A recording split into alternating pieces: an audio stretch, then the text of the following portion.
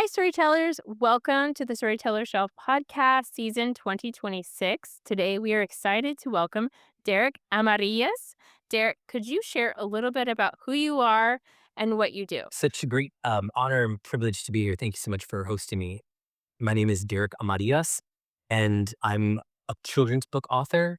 I'm a world builder, and I create tools to help kids kind of identify and navigate their feelings. How did the idea for Socko the Flamingo with tennis shoes come to life? Such an interesting story. Okay, so I've been writing basically my whole life. I've always been a storyteller. But I didn't really formally start writing until I was like 10. My mother gave me a typewriter for my birthday. She said, you're gonna write because she liked my stories because I was telling them. So I've been writing, I want to say my whole life. But Sako came into the picture as a gift from my mother-in-law. She loves flamingos, and I wanted to give her something personal and special for her. She loves flamingos.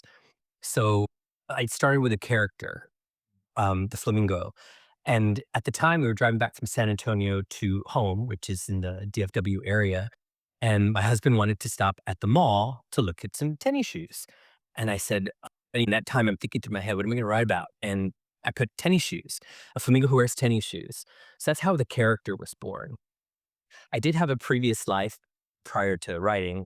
So I was a leader and a coach in the financial and services industry for 27 years. And so in my role as a professional, I did a lot of coaching to emotional intelligence, helping adults, identify their feelings, conflict resolution, presence, awareness. And so that kind of just carried over into the story I wrote. But Sokko was born as a gift from my mother-in-law, again, because she loves flamingos and my husband's love for statement footwear. So that's how that character developed. The story itself just kind of morphed, I guess, because I have two very young nephews and they're quirky, right? And there's nothing wrong with that. I'm quirky myself. I think we all have our inner quirks. So I wanted to write them something that she could read to them because they live next door to each other. And I thought, oh, how great. A gift for her, but also for my nephews. So that's how that story was born. And I like to tell that story because that inspiration came from a gift of love. When you're writing a book, what do you want kids to feel while reading it? When I start to write, and Sako isn't the first story I've ever written. He was the one I chose to lead with my publishing. But when I choose to write, for me, it starts with a feeling. So for Sako, what I wanted children to feel was first safe, right? And confident, right? That I guess it's more of a mirror for myself. And I chose kind of just like everyday courage as a theme rather than like a heroic type of character episode. How do I keep that throughout the draft? It is hard, right? Part of writing for children is I always have to try to remove, the adult voice. I don't want it to be preachy or clinical. So I always write from a place of joy, and make it fun for kids. That's the first thing I want to make sure that, if anything, they take away, it was a cute, fun story. Um, and if they can get the layers, that are in there eventually over time, then I think that's the bonus, right? I write a kind of like, well, in the book, for example, Taco puts on these tennis shoes and he feels so great about himself that he's moonwalking on marshmallow clouds, right?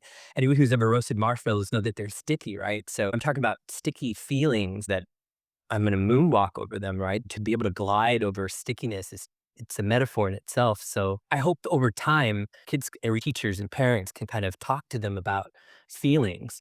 So that's how I approach my stories. And it's difficult sometimes, but authors, we all have process or we have what we want to do and what we accomplish. Sometimes they're two different things. So that's how I did it. That's what I wanted to get across was I wanted them to take away joy, fun, create a character that they could relate to. Everybody relates to tennis shoes. I've got my favorite pair. I know everybody has, a favorite pair of tennis shoes, so or some kind of favorite object of fashion that they like to wear. So that was my intent and I hope, my hope was that it would work. This episode of the Storyteller Show podcast is brought to you by Harney and Sons Fine Teas, a perfect companion to every story, whether you're reading, writing, or just enjoying a quiet moment to yourself, Harney and Sons offers a beautiful selection of teas to elevate this experience. From classic blends to unique finds, every cup is crafted with care, just like the stories we love to share. Shop harney.com/discount/storyteller, and storyteller is in all caps. Now let's get back to the show. Every writer has their own routine. What helps you get ideas down and refine them? So part of my routine, and I do this every day, I try to stay disciplined. If I'm on vacation, I see something or I hear something and it sticks with me. So I write it down in my phone. I keep my notes section, but I'm not very organized. So that is something I need to work on. But I've got literally thousands of notes and pieces of paper where I've written something or I see something. It resonated with me. So I wrote it down. But as far as my personal routine, that's how I kind of write inspiration. I get inspiration from it's like something I heard or saw or felt. So when I start to write, I always start with a feeling, right? Like I'm feeling happy, but then I have to try to start, what kind of happiness am I feeling, right? Or if I'm feeling sad, what am I feeling, right? So I have to kind of map it out for myself. Sometimes it's sitting in a room, just kind of letting the emotion kind of breathe and kind of take it in to understand what it is I'm feeling. Sometimes I'll be, oh, that's the groove I'm feeling, whether it's a sad song or a happy song or just any type of music to help me move through that emotion. And then I just kind of, then I think to myself, okay, well, what is it saying? What do I want to say about this? I could give you an example. Recently, I had a conversation with my husband about communication. We were talking about that was one of our stronger points, that we're very great communicators. I said, and so I said something to him, but he wasn't listening to me. And I said, hey, you're not listening. And listening is part of communication, right? So how can we be great communicators if we're not always listening to each other? So I had that thought in my mind, listening, communication, listening be a component of great communication. You also have to listen. It's not just how you speak, but how you listen. So we were packing to go on vacation and my suitcase ran away from me. It was I put it down and I turned my back and it just rolled away. And I was like, "Oh, my suitcase has a mind of its own." So I had that thought in my head. So I grabbed it back, got in the car, and as I was in the car, I was looking out the window, and a gust of wind must have blown because I'm looking at the bushes, and they looked like they were dancing, right? So then I just put it all together. It just created a story in my head. So I'm thinking, okay, communication. I've got things mind of its own, and then I've got these dancing bushes. So I wrote a story about a garden that wouldn't sit still, and it's about plants that move on their own and they're just having fun and communicating with themselves.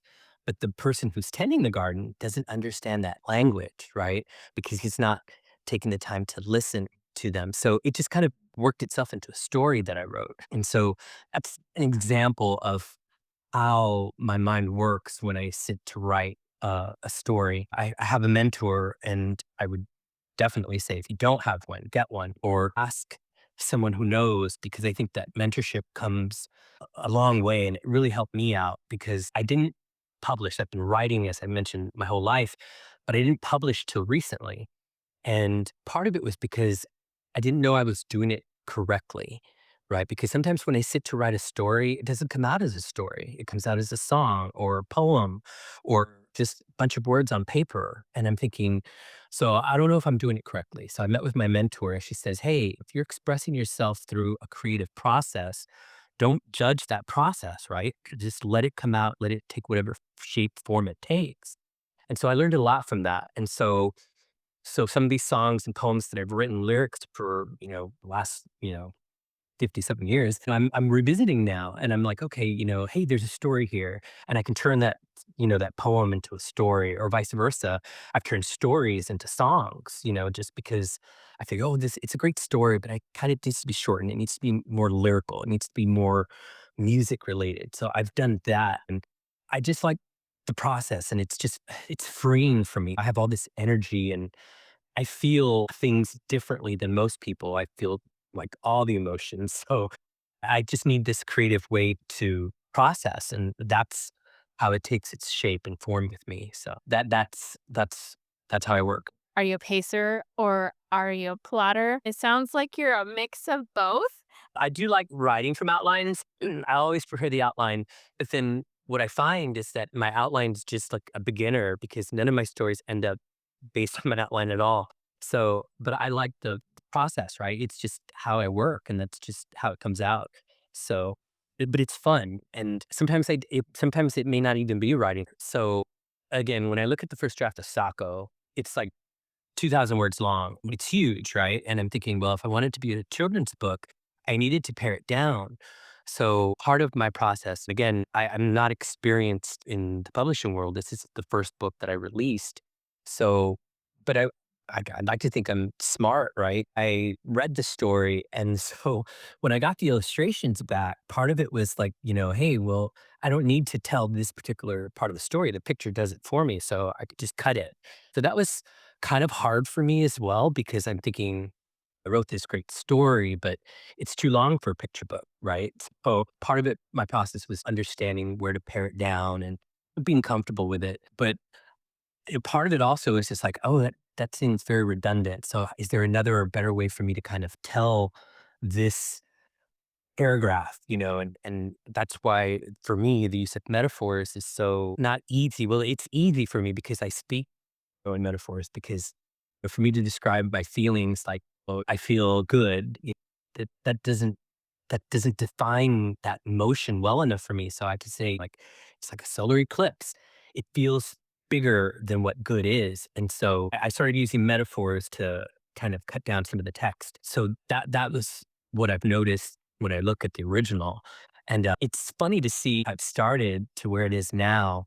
I'm very happy with the final product, but it went through some huge changes. And I would say my writing is pretty much the same, but you can always refine it too. And I do, of course. That's kind of a good thing and a bad thing when you're ready to publish, though, because you're like, okay, where's the final product? And you're like, oh, well, sometimes you can tweak it to death and change the story. Which is again something I've learned is that because I got some really great illustrations from my illustrator, and I was like, "Oh, this is so good," but it didn't align with my story. So I started thinking, "Okay, well, I'm gonna change my story to match the picture." And then it got to the point where I said, "No," I said, "because now I'm changing the story and it doesn't hold true to the meaning I had intentionally set for it." So had to push back, right? Love this art, love the picture, it's great, but it's not what I need. I need something this way. So it's a process you learn when you're going through this publishing process. Um, but yeah, I would say my writing hasn't changed too dramatically, but it is part of who I am. And that was something again that was um shocking, not shocking, but more like revealing than anything else is that any you can read any one of my stories, and I figure it's very vulnerable because people get a glimpse of to who I am because my stories are, like I said, mirrors of feelings that I have or that I'm expressing. Even though I'm using a character and building out a world or a story, they're all kind of personal and relatable to me.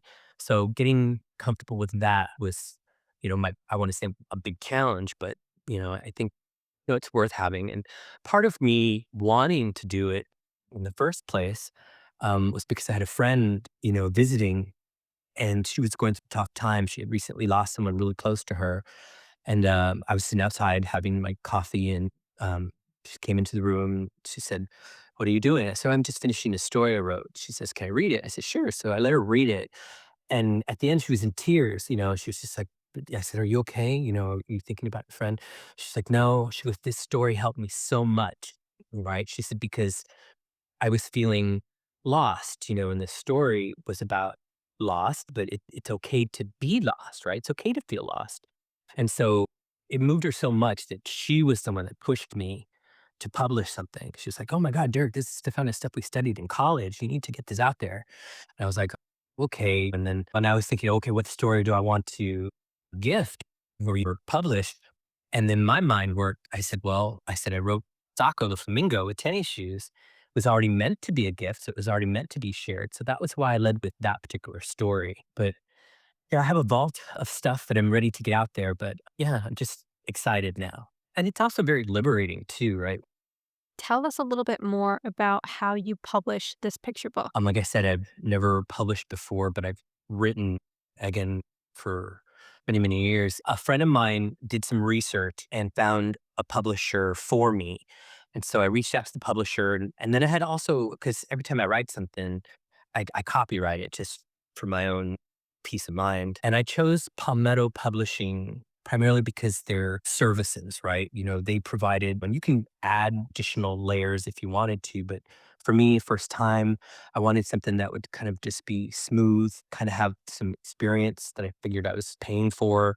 They hooked me up with an amazing illustrator too. So that's how I got into that publishing side of it. But I did some research and then spoke to them, sent them a copy of the manuscript, got their feedback, and they said, "Oh, this is good," and I'm like, "Oh, good, but not great," just kind of testing them, right? Like, what would make it great? We need some illustration. Oh, okay, well, and work with me. So, um, they've been a really good team for me, and where I'm at in my journey as far as that publishing goes. So, um, but things have, I don't want to say changed, but, I've grown since then, right? I've learned so much during the process. So, as you go through this journey, I would say for anybody who's, going through the process now, right? I keep a notebook, and I write in it, hey, I learned this today about publishing. I learned this about publishing. So many nuances that, that you don't know. You don't know to even ask. Um, I've learned a lot and, hopefully I get to share it too. But so, yeah, that's how I started the publishing process was, doing research, getting connected with a friend and then just asking a ton of questions.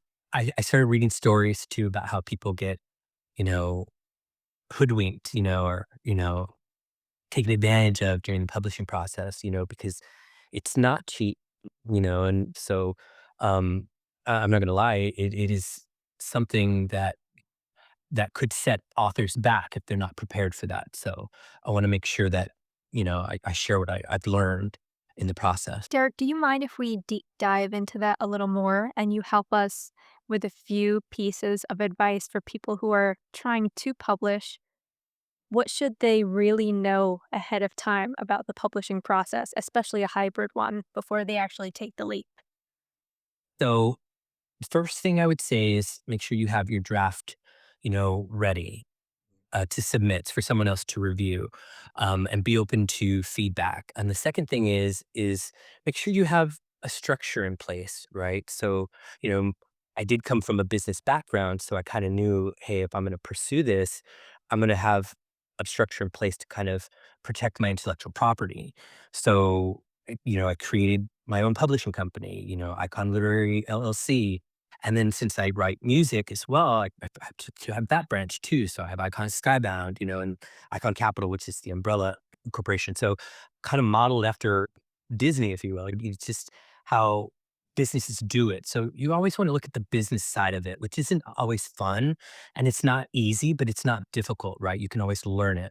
So I would say just make sure you set yourself up for success. If you're doing it as a hobby and it's just something, hey, it's a one-time deal, then there's so many different easier ways to get it out there. You can go through Kindle, right? It could be an ebook if you want it. There are different routes that you can take. So I would say for new creatives wanting to get into the space, you have to kind of know what lane do you want to jump into, right? And then once you go from there, just kind of look forward, kind of say, okay, am I structured for this?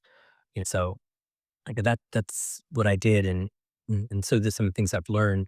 Um, so and for a hybrid model, part of that was, me. That again, that's why I chose it is because speaking to people, my mentor and other creatives out there, they're saying, "Oh, well, we can get you a deal here," and I'm like, "Well, no, I don't necessarily want a deal. It wasn't right for me because then I'm writing for them, right? Or I feel like I'm on a timeline, and I didn't want that additional pressure. So for me, it was just like, I like this because it suits where I'm at and my needs at this time. I don't know if that may change in the future, but for right now, it's working for me. So it's just something that I wanted to be mindful of, and the decision I made to use this hybrid company. And Palmetto's been a great resource, and I'm learning from them as well. So I want to say they've been very successful and with me. So I haven't won any awards yet, but we're still waiting to see. It's award season now. Socko has been submitted.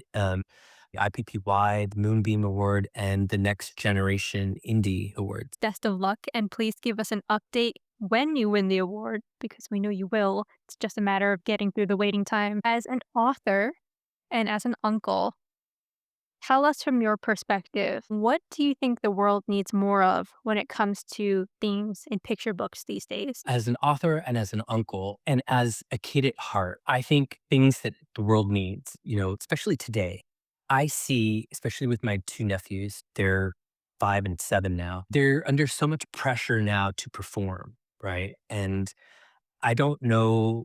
Well, in my opinion, I wouldn't say it's the best thing, right? Because kids will kind of default to performance over themselves. And there's such a big push to fit in, right? And I'm thinking, why? Why do you want to fit in, right? Be yourself, be unique. And so that was part of the message that I wrote in the book. And I think those are the things that people connect with, right? It doesn't have to be the most marketable. It has to be something that means something that provides safety for a kid to be themselves or to be able to communicate with their emotions or help identify their emotions. I would say that those are, the key things that I think will hopefully creators kind of continue to create for kids because they're not only just needed, but I think they just serve a purpose and it's also rewarding when you get to contribute to something like that. So that's my opinion anyway, is that I think as an uncle, I would like to see my nephews grow up in a world where they can express themselves freely. One, be themselves. Two, not worry about fitting in and three, help just identify their emotions. Emotional literacy is so important to me. I'll just give you an example. I was watching Super Bowl recently, and I'm not going to say who, but the end of the game, they interview the guy and they say, "Okay, how do you feel right now in this moment?" And they're like, "Oh, well, we had a great team. The coach did a good job." And I'm sitting there like, "Answer the question, right? How do you feel, right? Even if it's I'm overwhelmed or I don't have the words to explain, that's enough to answer the question." But I think we kind of feel so I don't want to say detached, but I think certain adults and children aren't able to identify and articulate what they're feeling. And I kind of figure, well, okay, if I can help create tools and literature that helps them do that, then I'm going to do it because I'm very passionate about that component of literacy because a kid will learn to read the room before they even ever learn to read something off the page. I've always been very passionate about emotional literacy because I figure it's something that helps us kind of grow into just better functioning adults. I always think about, hey, anxiety, right? All these different diagnoses that people come up with, or they just feel so overwhelmed because they can't articulate or identify their feelings. And I was like that as a child, right? But my mother would sit me down in a room and she'd say, "Okay, close your eyes. So, what do you hear?" And then I'd say, "I hear this, this, this, this." She goes, "Okay, well, what do you see with your eyes closed? What are you seeing with your eyes closed?" I said, "Okay, I'm seeing this, this, and this." And she goes, "Okay, and how do you feel?" And I said, "Oh, I feel calm now. I feel, and it was just because when you feel emotions as deeply as I do, it's so easy to get overwhelmed. And I know a lot of kids don't have that. So I kind of feel responsible and want to help create a map for children to help identify emotions and feelings. You said something so beautiful, which was that there can be a safe space in literature. I love that phrase. That plus all the social emotional learning that you were talking about makes me really excited for the canon of your work.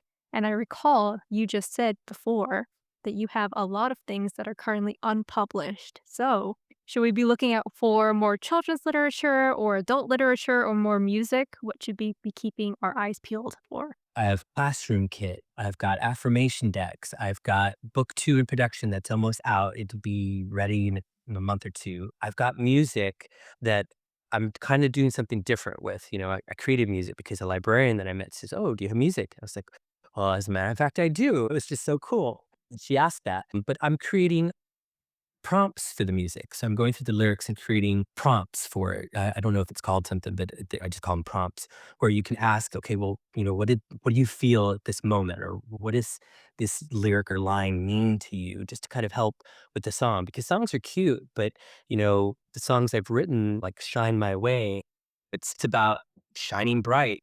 I also have another song called dream big, feel deep, right? So it's about it's a girl who's kind of twirling in the wind, right? The wind's blowing, feel big, dream big, feel deep. The magic lies within me. So I'm writing prompt, right? So it's not ready yet, but the songs are done, and the music's done. I just want to make sure that if I'm going to give it to a classroom or have it in a classroom, that they can kind of use it as intended to make it help with the social emotional learning. Because again, it's something I'm just very passionate about. So that's available or will soon be available. Classroom kit's available now.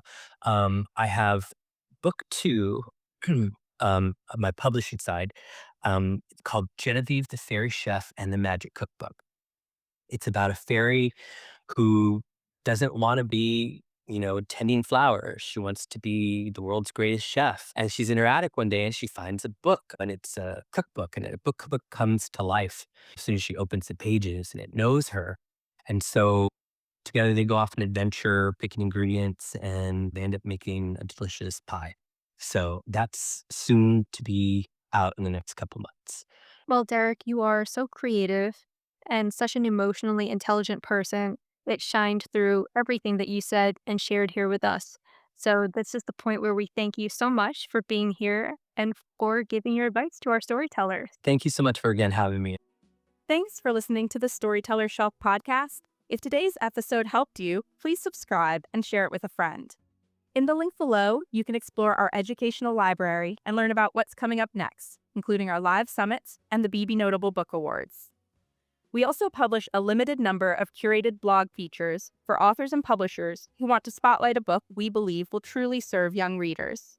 And for companies and organizations that support kidlit creators, we offer ways to partner through sponsored episodes and select opportunities that are a strong fit for our audience. Until next time, keep writing your story.